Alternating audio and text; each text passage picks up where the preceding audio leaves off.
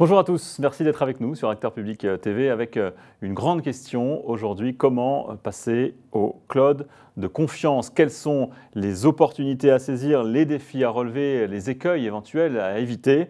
Nous allons entendre le retour d'expérience d'un organisme public qui a entamé sa migration et nous recueillerons aussi les conseils et bonnes pratiques des experts de Cloud Temple. Et vous qui nous regardez, vous pouvez évidemment nous poser vos questions que j'essaierai de répercuter à nos trois intervenants aujourd'hui. N'hésitez pas à aller dans la rubrique questions, juste à côté de l'écran, ce que vous êtes en train de regarder, pour nous poser vos questions et les poser surtout à nos intervenants que je vous présente. D'abord, Olivier Damani, bonjour. Bonjour. Merci d'être avec nous. Vous êtes responsable du service système d'information à l'Agence nationale du DPC, le développement professionnel continu. Vous travaillez essentiellement, même pas uniquement d'ailleurs, avec des professionnels de santé. Christophe Le Sur, bonjour. Bonjour. Vous êtes directeur général de Cloud Temple, un fournisseur de cloud français détenteur de la qualification SecNum Cloud. On va évidemment revenir sur cette qualification. Et puis Myriam Desprats.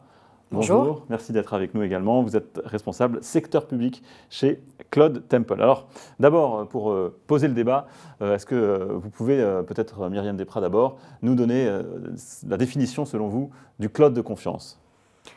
Alors, très simplement et rapidement, en effet, le cloud de confiance, en fait, c'est aujourd'hui une solution cloud qui est qualifiée par l'ANSSI, et en effet sous le label SecNum Cloud, vous venez de le citer, et qui garantit le plus haut niveau de sécurité, donc la protection de la donnée, ainsi que la souveraineté de la donnée.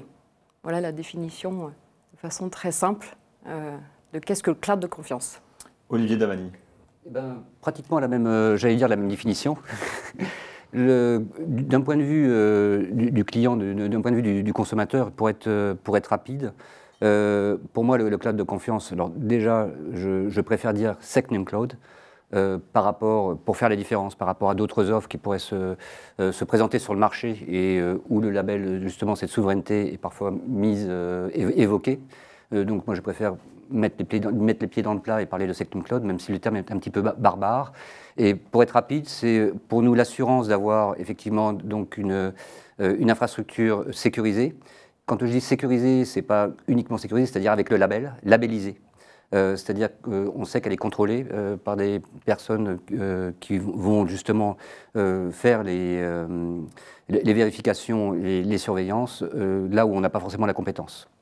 Donc c'est cette partie-là, et la sécurisation juridique aussi de la plateforme, en termes de tout l'aspect, grosso modo, RGPD, pour être rapide, où l'on sait que la donnée est hébergée donc, sur le socle en France, voire sur le territoire européen, dans la règle de l'art. Christophe Le Sur, le cloud de confiance, c'est une notion aujourd'hui qui est sur le devant de la scène, qui est importante. Oui, tout à fait. C'est un peu le sujet du moment pour beaucoup d'acteurs publics et d'acteurs privés. Il faut voir le cloud de confiance, et en particulier, comme le dit Olivier, SecNum Cloud, comme étant une qualification, un label décerné par l'ANSSI. Et le bénéfice pour ceux qui nous écoutent, c'est qu'il y a une autorité étatique qui a défini ce que c'était justement que la souveraineté, ce que c'était que le niveau de sécurité attendu pour tout un pan de domaines qui intéressent les acteurs publics, par exemple la protection des données personnelles, les données médicales et tout ce qui touche autour de la protection du citoyen.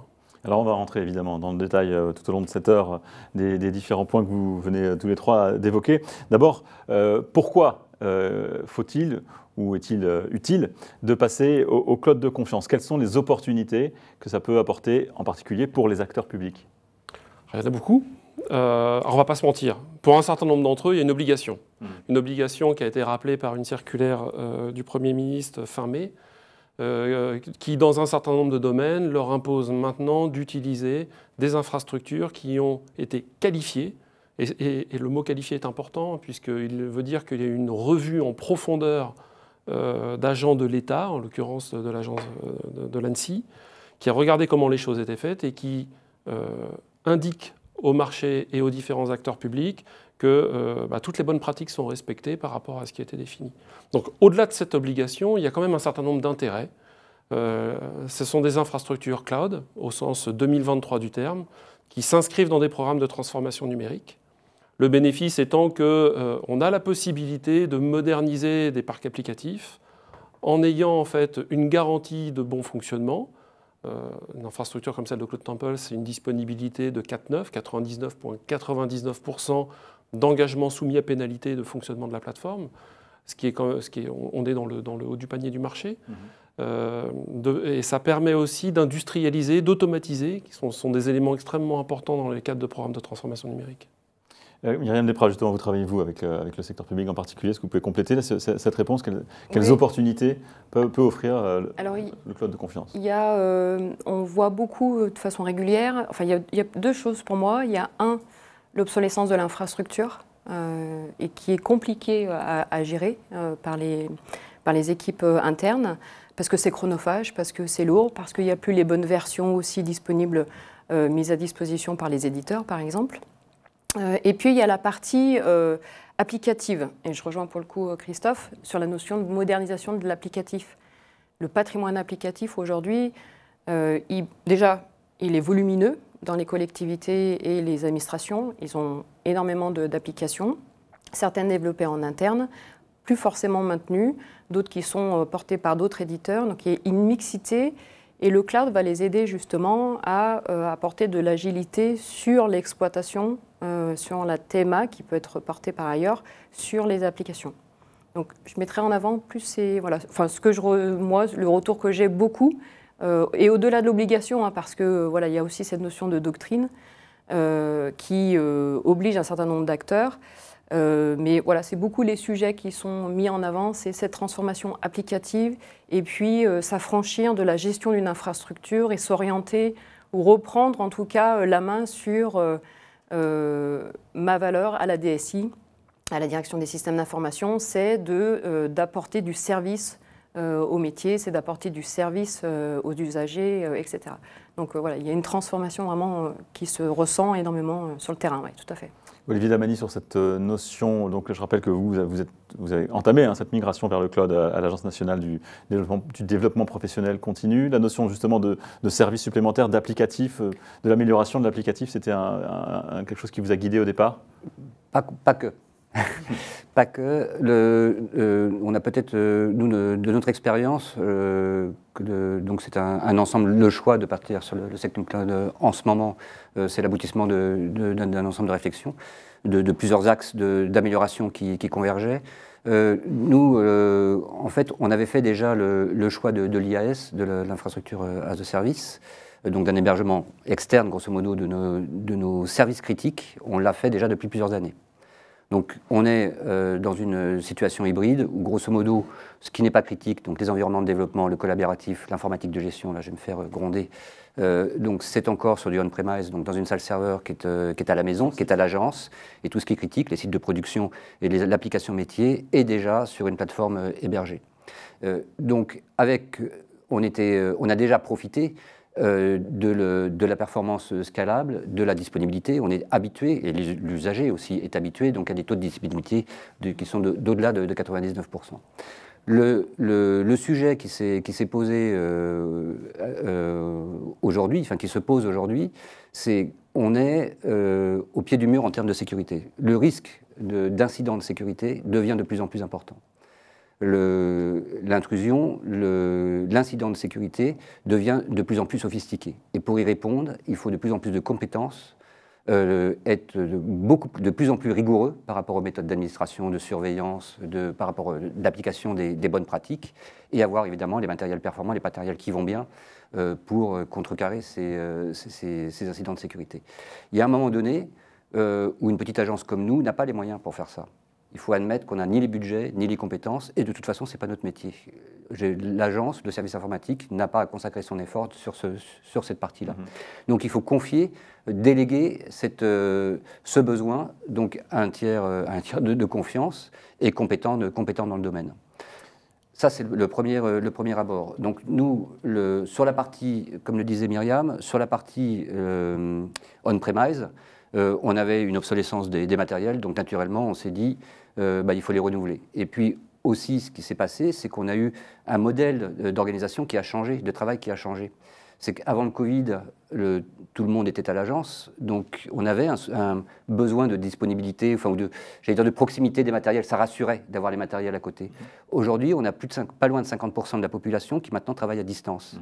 Donc la nécessité d'avoir du matériel à l'agence, sur le site central, ne se justifie plus, d'autant plus que, par expérience, ce que l'on a vécu sur de l'IAS, on a beaucoup de meilleures performances d'accès et de calcul sur une plateforme hébergée. Alors, voilà. on va rentrer encore dans un instant sur le cas d'usage que vous avez, comment vous êtes venu à l'Agence nationale du DPC dans le cloud de confiance. Mais pour continuer sur les différentes opportunités plus globales, est-ce qu'il y a aussi des avantages stratégiques et économiques à passer à un tel service, un tel système? Alors, oui, le cloud computing, c'est avant tout un modèle de facturation à la demande. Donc les acteurs publics ont la possibilité, par exemple à travers le marché UGAP C3, de pouvoir en fait souscrire pour une période de temps donnée aux justes besoins qu'ils ont et de faire varier ce besoin dans le temps. Alors certains n'ont pas ce besoin-là, parce que l'application, voilà, elle est monolithique, et puis il y a un nombre fini d'agents qui est connu à l'avance qui veulent l'utiliser. D'autres, par contre, ont réellement des sujets ponctuels. Par exemple, on a un des acteurs publics qui opère des examens pour des étudiants. Bon, les examens, c'est 2 fois dans l'année. Avoir une plateforme dimensionnée pour 10 ou 15 000 personnes, 24 heures sur 24, cette scène ne présente pas d'intérêt. Et c'est sûr que quand on le fait on-premise, on est obligé de dimensionner à l'échelle, là où les infrastructures cloud permettent justement cette scalabilité et ce type d'optimisation. Ça permet aussi de pouvoir très rapidement répondre à des besoins métiers. Un nouveau besoin métier qui se fait jour pour tout un tas de raisons. Voilà, une nouvelle loi qui vient de tomber ou une modification législative. On a besoin d'une plateforme pour pouvoir faire des tests, pour pouvoir faire un projet avec un nouvel éditeur. C'est quelque chose qu'on va très simplement pouvoir accueillir. Et puis, il y a aussi, comme le dit Olivier, toute la dimension sécurité, le progrès en fait, que les agents souhaitent avoir pour leur système d'information en termes de sécurité, et notamment en termes de disponibilité avec les plans de reprise d'activité ou les plans de continuité d'activité. Les infrastructures cloud permettent de façon élégante d'y répondre à des coûts qui sont extrêmement maîtrisés. Alors, on va donc précisément voir comment, à l'Agence nationale du DPC, vous avez voulu passer vers ce type de système. D'abord, un mot, vous avez commencé à le dire. Est-ce que vous pouvez nous présenter l'Agence nationale du DPC exactement? Vous êtes une agence, comme vous disiez vous-même tout à l'heure, avec peu d'agents, 80 agents, si je ne me trompe pas. Ça, quel est le rôle de cette agence? L'Agence nationale du développement professionnel continu, donc nous sommes un groupement d'intérêt public. Donc nous sommes sous tutelle du ministère de la Santé et de la Caisse nationale d'assurance maladie. Donc le métier principal de l'agence est de gérer l'offre de développement professionnel continu qui est proposée à l'ensemble des professionnels de santé. Donc quand on dit gérer l'offre, c'est à la fois habiliter les organismes de formation à faire donc, du développement professionnel continu. C'est aussi habiliter et contrôler donc, le contenu pédagogique et scientifique des offres de DPC qui sont proposées à l'ensemble des professionnels de santé. Et ensuite, sur le gâteau, c'est aussi de contribuer au financement, donc en payant les formations et en indemnisant des professionnels de santé sur leur formation. Est-ce que vous aviez déjà une expérience dans cette agence du cloud précédemment? Oui, tout à fait. C'est ce que je vous disais tout à l'heure. Donc, on a l'ensemble de l'application métier et nos extranets sont aujourd'hui sur de l'IAS, donc hébergé et infogéré, donc sur une plateforme as a service, déjà dans du cloud. Mais, alors, un cloud sécure, on fait ce qu'il faut pour que ce soit sécurisé, mais pas du Secnum Cloud. Et là, aujourd'hui, l'étape suivante, le pas que l'on fait, c'est que l'on veut aller sur du Secnum Cloud. Alors justement, quel était le brief, l'exigence de départ au moment où vous avez décidé de vous lancer dans cette direction? Une très grande complexité du périmètre de la maintenance de la sécurité des infrastructures. Ça se complexifie de plus en plus, il faut répondre de plus en plus vite donc, aux différentes attaques. Donc ça prend du temps et ça coûte de l'argent. Et en plus, il y a toujours un risque qui s'accroît, c'est que l'on n'ait pas forcément le panel de compétences, la compétence sur le domaine qui va bien pour contrecarrer tel ou tel problème de sécurité. Ça, c'est le premier point, c'est le point opérationnel. Le deuxième point, c'est que nous sommes un établissement public et nous dépendons d'une politique de système d'information de l'État, d'une politique de sécurité des systèmes d'information de l'État, de la PSSI, ministère de la Santé. On nous demande dans cette PSSI d'homologuer nos infrastructures avec des critères de sécurité et avec un ensemble de bonnes pratiques que vous décriviez tout à l'heure. Et le cahier des charges est extrêmement complexe. Déjà, il faut commencer par une étude IBIOS pour passer à l'homologation. Et donc ça, c'est des coûts, c'est une charge en termes de personnes. Et de toute façon, même si on fait appel à une prestation pour mettre en place toute la partie audit, qualification, architecture, design et mise en place, de toute façon, ça coûte. C'est des travaux d'études qui sont extrêmement onéreux. Et comme je le disais tout à l'heure, de toute façon, ce n'est pas la raison d'être du service informatique de l'ANDPC de faire ce genre de choses. Donc quand on nous demande, quand on a un tel cahier des charges, une telle commande, et qu'à côté, fort justement et intelligemment, l'État nous offre le service packagé, on saute dessus. Et c'est exactement le Secnum Cloud, pour moi, c'est ça. Le label ANSSI, donc un design qui a été vérifié, qui a été approuvé, des règles de gestion d'administration qui sont contrôlées régulièrement, et pareil, donc qui sont labellisées, certifiées, contrôlées régulièrement, donc ça, j'ai pas ça à faire, et aussi ce que je disais tout à l'heure, la sécurisation juridique par rapport au traitement des données personnelles sur le territoire français. Donc c'est tout un pan que moi, je n'ai pas à faire, et je vais pouvoir présenter, quand je vais rendre des comptes à mon ministère, quand on va me dire, avez-vous habilité, homologué votre infrastructure, je vais dire, mais je n'ai pas besoin, je suis sur le Secnum Cloud. Et l'affaire est faite. Alors précisément, vous travaillez donc avec Cloud Temple. Comment Cloud Temple a répondu, Myriam Desprats, à ces différentes demandes que vous a adressées l'Agence nationale du DPC? Premièrement, on s'est parlé, on s'est écouté.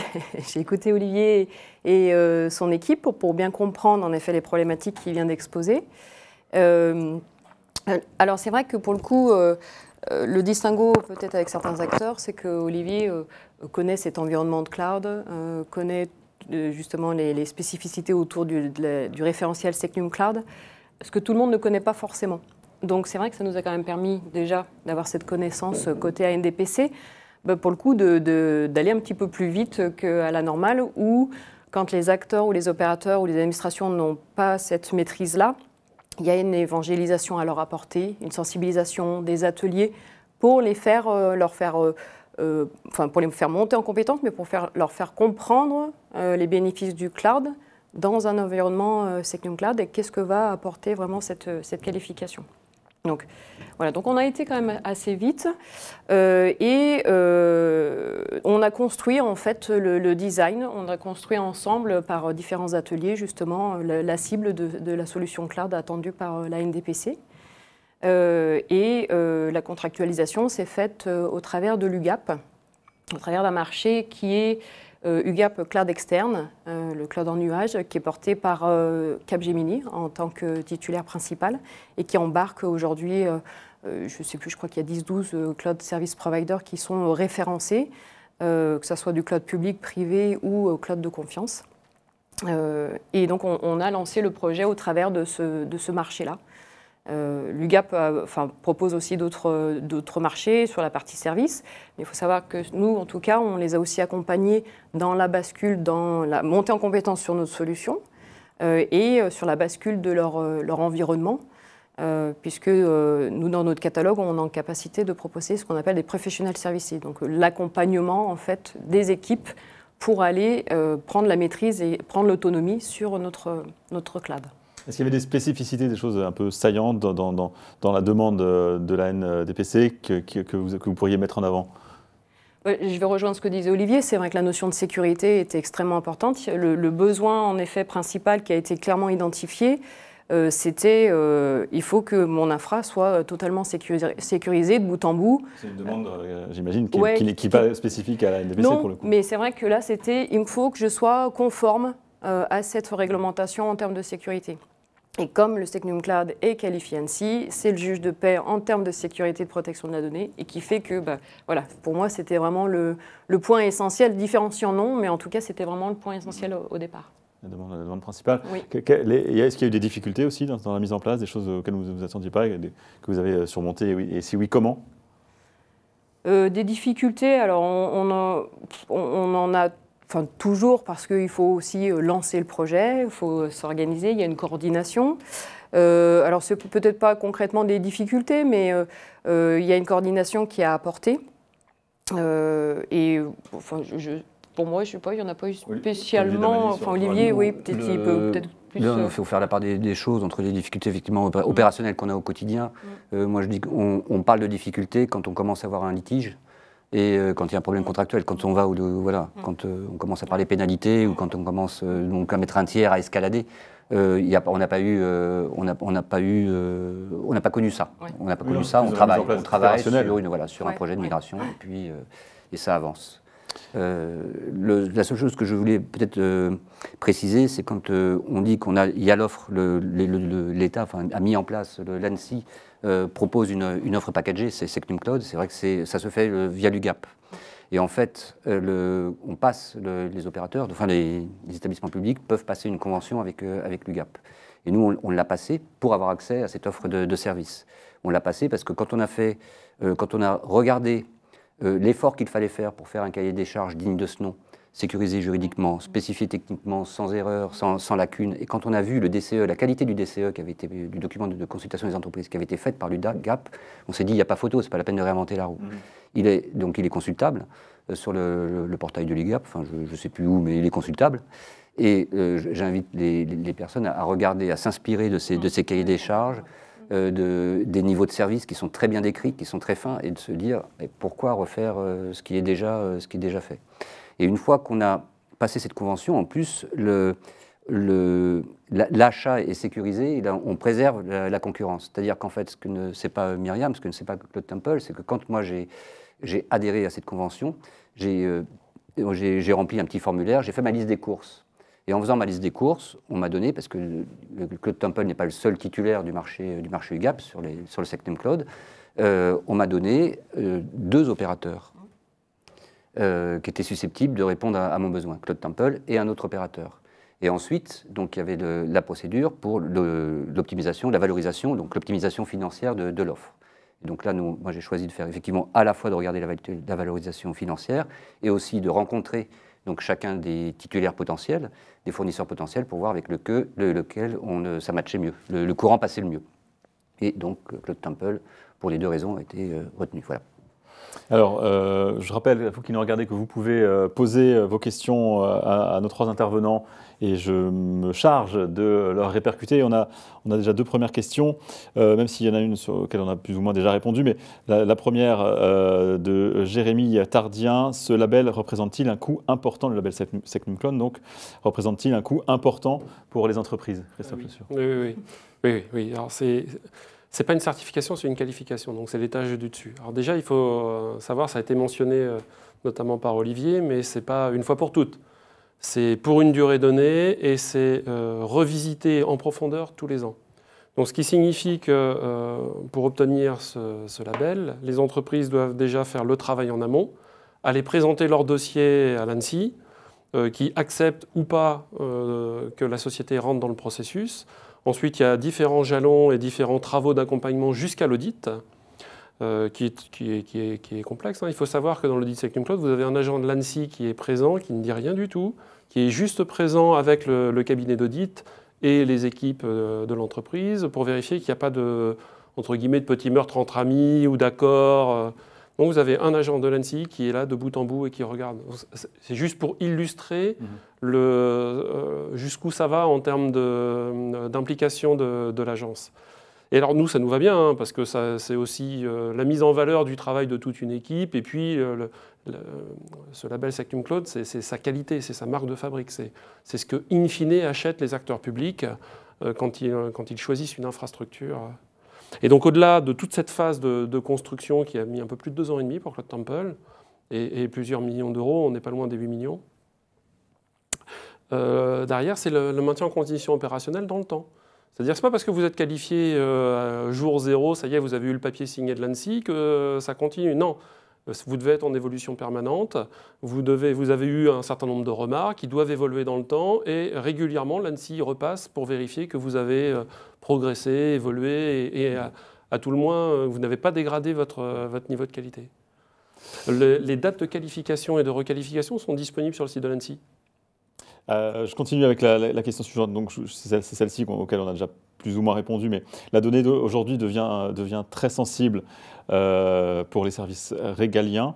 Comment aujourd'hui cet aspect est abordé dans les solutions de type cloud, quand on sait que les opérateurs d'hyperscalers sont tous étrangers?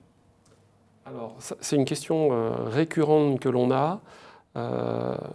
Ceux qui s'intéressent un petit peu à la littérature sur tous ces sujets-là n'ont pas manqué de voir que l'année dernière, il y avait eu l'État hollandais qui avait missionné un cabinet d'avocats américains pour vérifier la compliance en fait, de UCS et puis de Secnum Cloud, in fine, versus le Cloud Act. Donc on a repris en fait toutes les conclusions du cabinet et on a été à même de démontrer qu'avec Secnum Cloud, Claude Temple en particulier, on était complètement immunisé par rapport notamment au Cloud Act. Donc dit différemment, on est une société française, à capitaux français. On n'embauche pas de personnel américain, on n'a pas de filiale aux États-Unis, on n'a pas de gros clients américains qui pourraient avoir un impact sur l'entreprise de par leur position géostratégique. Et donc il y a tout un tas de critères comme ça qui fait que on peut prouver que l'on est immunisé au Cloud Act sur ce volet-là, mais c'était une question et c'est une vigilance de tous les instants, la législation et les pratiques géopolitiques évoluant régulièrement. Vous voulez intervenir là-dessus? Non. Ok. Alors on va.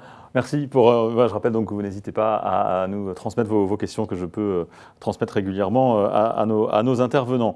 Les premiers pas dans le cloud maintenant, comment se lancer de manière pas forcément de mettre tous ses œufs dans le même panier directement. C'est possible de commencer doucement. Comment on s'organise? Comment contractualiser une offre qui est seulement un premier pas pour d'abord s'essayer au cloud? Myriam Desprats. Alors moi, en introduction sur ce sujet-là, c'est qu'en effet, on parle de transformation en fait, numérique. Donc on ne parle pas de technologie au départ. On parle métier, on parle quel est le besoin des directions métiers, quel est le niveau de criticité de l'application, qu'est-ce qui est classifié en données sensibles au sein de l'administration. Il y a toutes ces composantes qui sont autour de la gouvernance, du niveau de sécurité attendu par les métiers, qui derrière impulse en effet la solution et la bonne solution qui répondra aux besoins du métier. Donc voilà, il est absolument. Enfin, nous, en effet, on est une équipe technique, on est une entreprise technique, technologique. Pour autant, on a cette casquette service et c'est vraiment cette approche de quoi vous avez besoin, quelle est votre problématique, avant de dire il faut mettre telle donnée à tel endroit et telle donnée à tel endroit. On design vraiment quelque chose pour nos clients. Il faut avoir en tête, Antoine, et c'est important, je pense, pour les gens qui nous regardent, que les programmes de transformation numérique, depuis maintenant plus de 3 ans, ce sont des sujets qui sont matures. Donc vous avez toute une littérature, alors je suis désolé pour l'anglicisme, ça s'appelle les Cloud Adoption Framework, mais qui explique par le menu comment faire une bonne transformation numérique. Et comme le dit très justement Myriam, on ne commence pas par la technique. Quel est le bénéfice métier attendu en termes de SLA, en termes de KPI, en termes d'impact environnemental, en termes de prix et pourquoi faire cette transition? Alors, dans le cadre de la NDPC, il y avait un gros volet sécurité. Et le métier dit, voilà, moi je veux respecter telle et telle chose et tel critère. Mais en fonction des acteurs, ça peut être un peu différent. Certains acteurs ont la volonté d'avoir un PRA qui fonctionne. Voilà. C'est leur priorité. D'autres acteurs ont une vision très environnementale du dossier. Expliquez-moi en fait votre infrastructure, ok d'accord, elle est sécurisée, c'est très important, mais d'un point de vue environnemental, quel est l'impact que vous allez avoir? Donc ce sont des sujets comme ça que l'on est amené à traiter et chaque métier, chaque acteur public a son prisme lié à son ministère de tutelle. Vous avez évoqué tout à l'heure, Olivier Damany, l'accompagnement, enfin le bénéfice dont vous avez pu tirer de l'offre de l'UGAP. Il y a des accompagnements offerts comme ça, donc, notamment par l'UGAP, mais aussi par d'autres organismes d'État? Pas ma connaissance. Je pensais à la DINUM en fait, en l'occurrence. Nous, alors la DINUM, l'ANSSI s'adresse prioritairement évidemment aux administrations centrales. Il est vrai que nous, les petites agences, les petits opérateurs, on accède difficilement à ce type de service, à ce type de conseils. Je le regrette, mais bon, c'est normal. Ils sont énormément sollicités et la criticité des sujets n'est pas la même dans une administration centrale ou dans un CHU ou dans une petite agence qui gère du DPC. Il faut relativiser les choses, soyons humbles. Mais sur ce point, il existe des accompagnements peut-être. En fait, je rejoins ce que dit Olivier, mais la DINUM, c'est une équipe qui est aujourd'hui trop petite. Il faudrait qu'il soit x2 ou x3 déjà en termes d'effectifs, parce qu'il y a des équipes qui sont vraiment dédiées, et oui, principalement auprès des administrations et des structures plus grosses, mais ils souhaiteraient bien justement pouvoir accompagner les opérateurs plus petits ou les collectivités territoriales. Parce qu'ils portent multicasquettes en termes de missions. Notamment, c'est de faire adopter, ou en tout cas à ce que les opérateurs s'approprient la doctrine du cloud au centre. Donc ça, c'est un travail qui est conséquent. Ils ont tout un programme de formation également pour accompagner les opérateurs, les administrations. Et puis, ils pilotent différents programmes d'accompagnement. Je vais en citer un qui est un programme FTAP, alors ce qui veut dire Fonds à la transformation d'action publique. Ces fonds-là et l'ensemble des projets sont donc pilotés au travers des équipes de la DINUM. Donc c'est une mission en plus.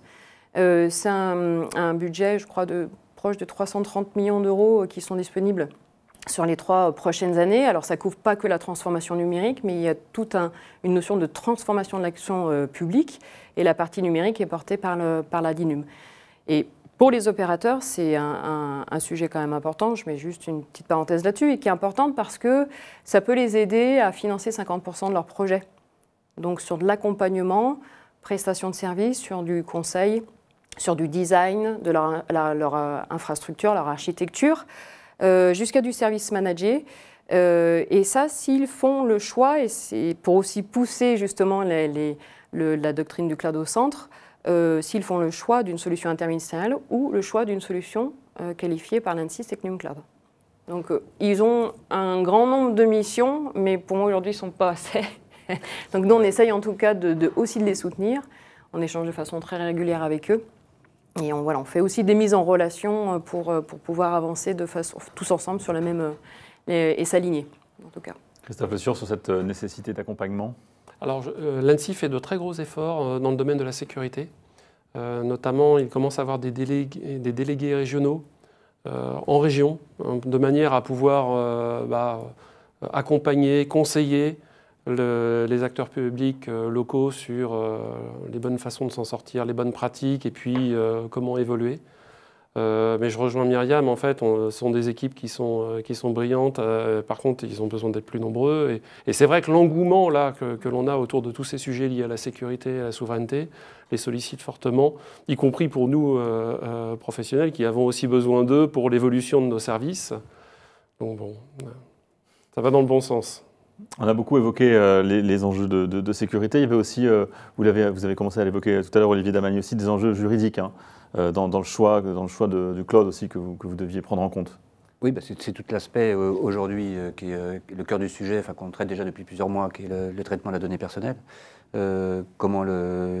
Qui est responsable du traitement, où la donnée est stockée, et d'avoir cette assurance que c'est stocké dans les normes, au moins sur le territoire français, et que l'accès est contrôlé, tracé et réglementé, respecte les règles de l'art, c'est un gage pour nous de garantie. C'est aujourd'hui aussi important que la partie sécurité opérationnelle du système d'information. Alors une question également pour vous sur le Livestorm, n'hésitez pas à en poser, je rappelle. Alberto Armanjol qui demande quels ont été les délais depuis le premier contact de l'ANDPC vers le fournisseur de cloud jusqu'au déploiement de la solution. Trop long, catastrophique.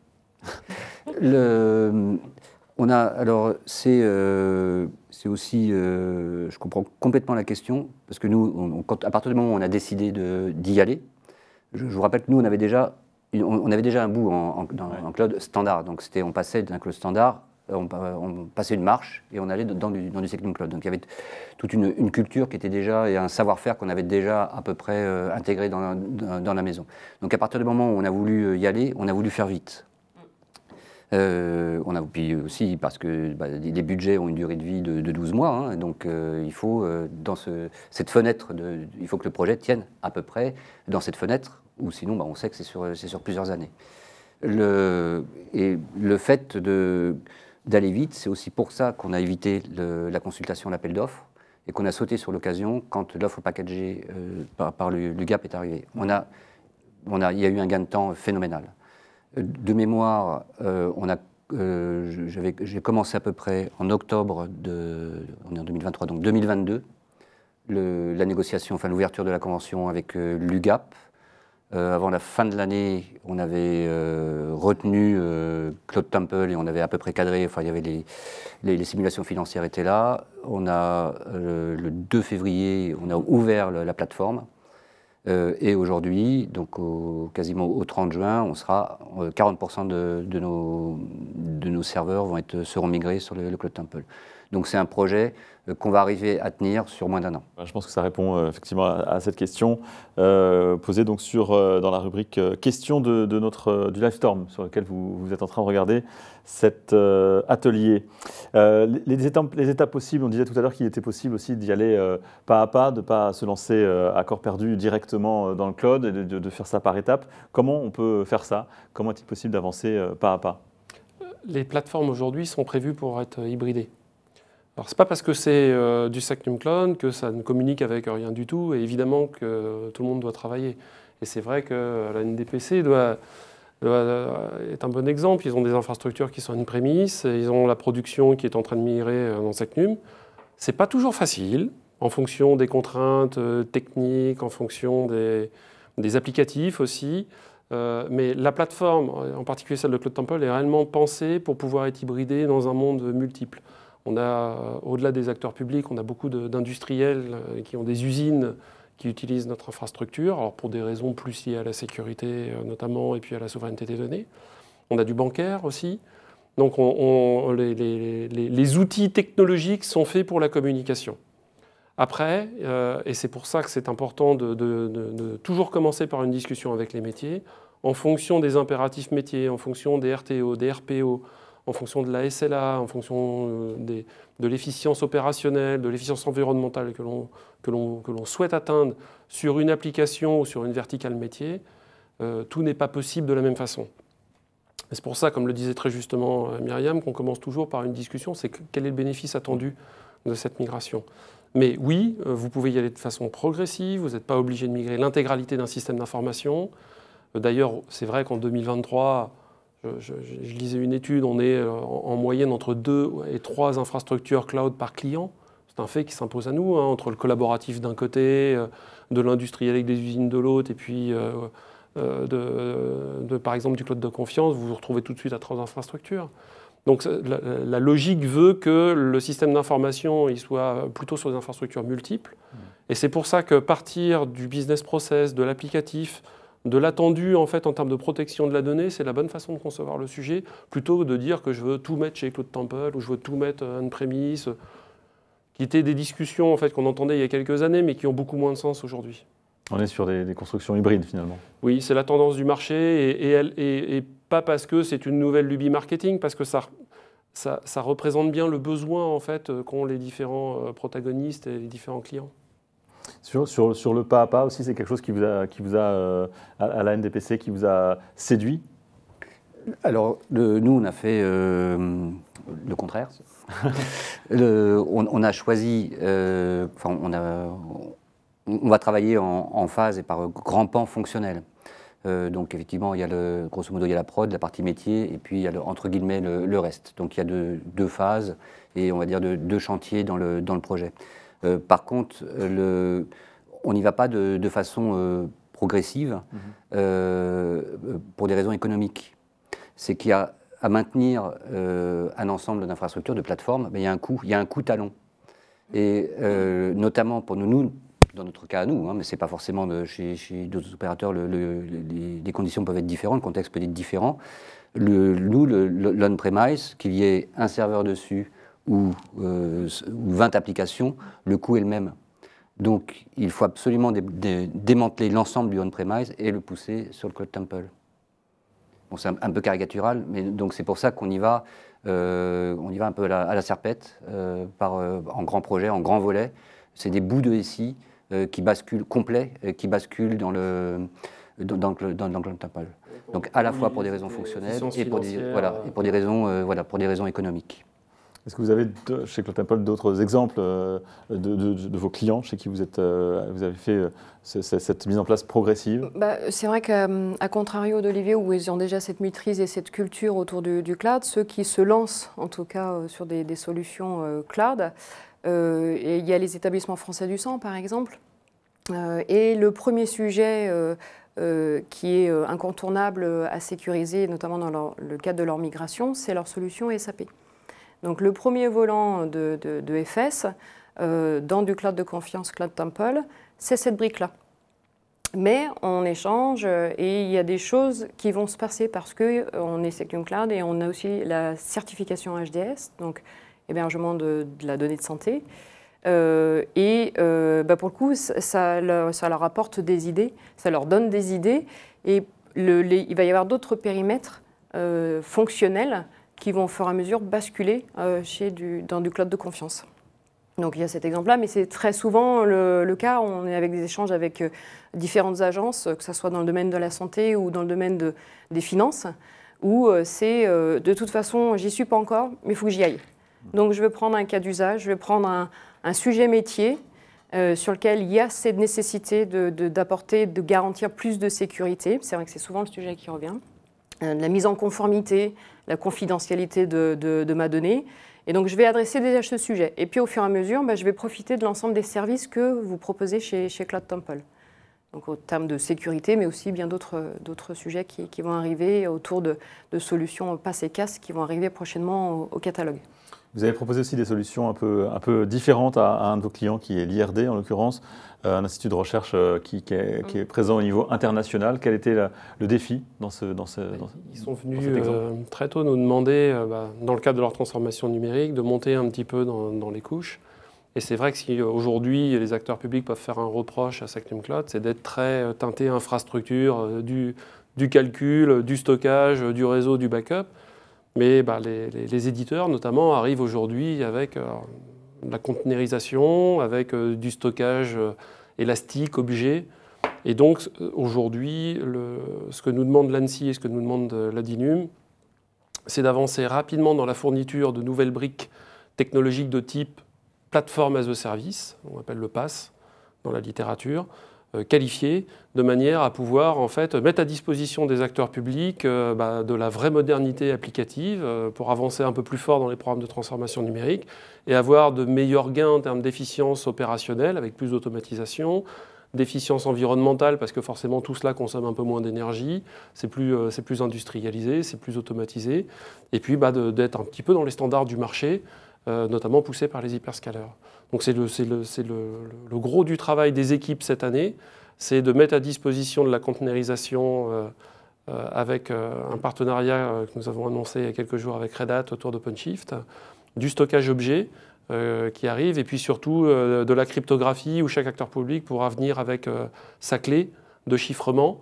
Et je crois que ça répond aussi à une des questions qui a été posée, c'est comment vous garantissez un petit peu, même étant acteur, que mes données, il se passe quelque chose chez vous et qu'il n'y ait pas quelqu'un qui puisse partir avec. Donc ça arrive avec une plateforme qualifiée par l'ANSSI qui permettra à l'acteur public d'avoir sa clé de chiffrement, il n'y a que lui qui sera détenteur, et aucune possibilité pour quiconque d'accéder aux données. On va revenir là-dessus dans un instant, mais il y a une question sur Internet qui complète un peu la réponse que vous venez de donner.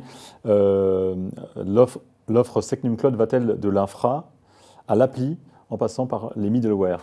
Alors, à cet instant, sur le marché, c'est principalement du IaaS, infrastructure as a service, c'est-à-dire du calcul, de la mémoire, du réseau, du stockage avec plusieurs niveaux de performance, du backup, de la reprise d'activité, tout ce qu'il faut pour que ça fonctionne. Dans les 12 prochains mois, et alors concernant Cloud Temple, avant la fin de l'année, nous mettrons à disposition des premiers clients, vous avez mentionné Antoine Liardet, qui fait partie en fait, de nos clients qui sont extrêmement pushy et qui veulent tester en early adopter ces technos-là, de la containerisation, donc avec OpenShift, du stockage objet. Alors les technologies, on est en train de terminer de les choisir, mais on sera vraiment sur les standards de marché par rapport à ça. Et puis de la cryptographie avec ce qu'on appelle, alors, désolé pour les noms barbares, des HSM, c'est-à-dire des boîtiers cryptographiques hardware, et puis des systèmes de gestion de clés qu'on appelle les KMS, qui permettront à chaque acteur de passer un step et donc d'être beaucoup plus efficace dans ce qu'on appelle les replatforming, c'est-à-dire la modernisation de ces applications-là. Ce qu'il n'y a pas tout de suite dans les roadmaps, c'est ce que le marché appelle au niveau des hyperscalers le serverless, c'est-à-dire vous prenez votre code logiciel et puis il est exécuté dans un Secnum Cloud. Ça, on ne l'a pas tout de suite. C'est en projet et ça fait partie des réflexions pour les prochaines années. Il faut savoir en fait que notre roadmap est dirigé, un peu téléguidé par la DINUM et par l'ANSSI, qui nous ont challengés, ils nous ont dit voilà en fait ce dont l'État a besoin. Et voilà les ordres de priorité. Quand c'est comme ça, je suis avec les équipes qui ont des bons élèves, parce qu'eux, en fait, on fait cette étude, on fait un petit peu le tour des besoins de tout le monde. Et donc, on avance. Là, le IaaS est fait.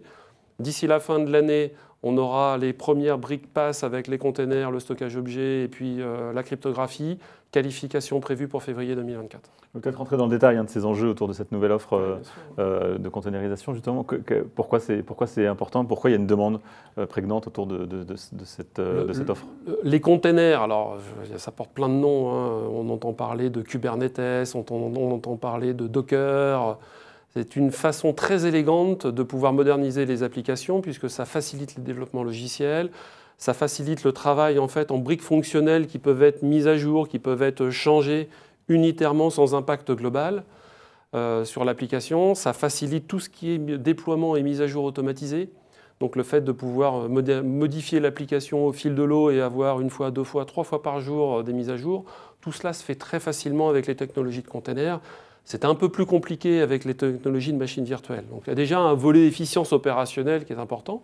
Il y a aussi un volet efficience environnementale et économique, puisqu'en fait, au lieu d'avoir une grosse machine avec plusieurs CPU, du disque, un système d'exploitation qui tourne, on va avoir de factoriser des briques technologiques sur une seule machine. Donc on va mécaniquement moins consommer d'énergie, on va avoir une plus grande flexibilité. Et notre objectif l'année prochaine, c'est de pouvoir aussi utiliser des technologies matérielles qui consomment moins d'électricité. Alors, pour les plus techniques de ceux qui nous écoutent, notamment de mettre à disposition du calcul à base de processeurs ARM. Alors, vous les connaissez, typiquement ceux qui utilisent des MacBooks avec les Apple Silicon ont déjà fait ce passage. L'objectif étant d'avoir un gain très fort en empreinte environnementale et en diminution de consommation d'énergie, qui est vraiment le sujet en filigrane qui monte en puissance ces derniers mois. Cette offre-là, Myriam Desprats, concerne notamment les acteurs publics avec lesquels vous travaillez directement. Oui, complètement, parce que Christophe dit on s'aligne avec les besoins remontés par la DINUM, parce qu'eux travaillent et échangent avec un certain nombre d'opérateurs et d'administrations. Mais nous, on fait de même. Et en fait, même avant que tout ça se construise chez Cloud Temple, j'avais été un peu missionnée pour aller enquêter et savoir justement quels étaient leurs besoins en termes de containerisation. Et c'est vrai que chaque fois que le sujet était adressé, sans rentrer dans le détail, puisqu'en plus je ne suis pas technique, mais en tout cas, chaque fois que le sujet était adressé, c'est « Ah oui, ça m'intéresse. Ah oui, ça m'intéresse. » Et dès que c'est sorti, vous me rappelez. Ça, j'en ai une petite liste en fait aujourd'hui de ministères ou d'autres établissements qui sont intéressés par cette valeur sur une plateforme qualifiée Secnum Cloud. Donc oui, complètement. Et ça rassure les acteurs publics, le fait de savoir que cette infrastructure Secnum Cloud, elle a la capacité d'évoluer dans le temps et elle suit en fait les tendances du marché. Exactement. Vous avez évoqué tout à l'heure la collaboration avec Red Hat. Oui, est-ce que vous pouvez rentrer également dans le détail sur cette collaboration? Alors, c'est un des leaders de l'open source dans le monde, Red Hat. C'est des gens qu'on connaît depuis longtemps. Et quand il a fallu trouver une technologie de container qui répondait aux besoins, d'une part, de sécurité édictée par l'ANSSI et par la DINUM, qui répondait aux besoins des acteurs publics que nous avons eu la chance de consulter, avec qui nous avons discuté, Red Hat a été une évidence, puisque ça répondait à tous les critères. Et surtout, cette plateforme-là nous permet d'être très serein quant au fait d'avoir la qualification en février prochain. dans la façon de le déployer, dans la façon de l'utiliser, dans la façon de le mettre à disposition. Ça va se faire assez simplement. Donc là où d'autres technologies auraient été beaucoup plus complexes à mettre en œuvre. On arrive bientôt au terme de cet atelier. On pourrait essayer maintenant de faire ressortir un peu ce qu'on a évoqué déjà, mais quelles sont les bonnes pratiques à retenir pour les personnes qui nous regardent, d'après vous trois, les quelques conseils à retenir avant de se lancer dans un cloud de confiance? Quels sont les défis à relever, les opportunités à saisir? Et Olivier Damany, quels sont les 3 points que vous souhaiteriez donner comme conseil aux personnes qui nous écoutent en ce moment? Faire le point sur nos obligations par rapport à nos tutelles ou nos obligations réglementaires, être bien clair là-dessus. Faire le point sur le besoin métier, sur les attentes métiers en termes de perf, de dispo, de sécurité, et mixer tout ça pour définir les axes stratégiques d'une potentielle migration vers du SecNumCloud. Ça vous a pris du temps d'établir cette liste, finalement, de vos besoins?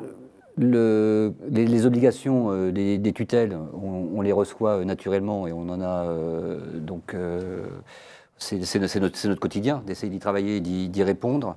Et le besoin métier, je vous dis, nous on avait déjà on était déjà dans le modèle où la production était déjà sur du cloud, on avait déjà donc des habitudes de dispo, de perf, de réactivité, de niveau de service qui sont celles du SecNumCloud. Donc on avait cette culture-là, les agents, mes usagers l'avaient déjà. Donc par contre, aujourd'hui, quand les usagers ont pris ces habitudes-là, le niveau d'exigence augmente. Et ça va être en termes de qualité de service et en termes de réactivité par rapport à une réponse métier.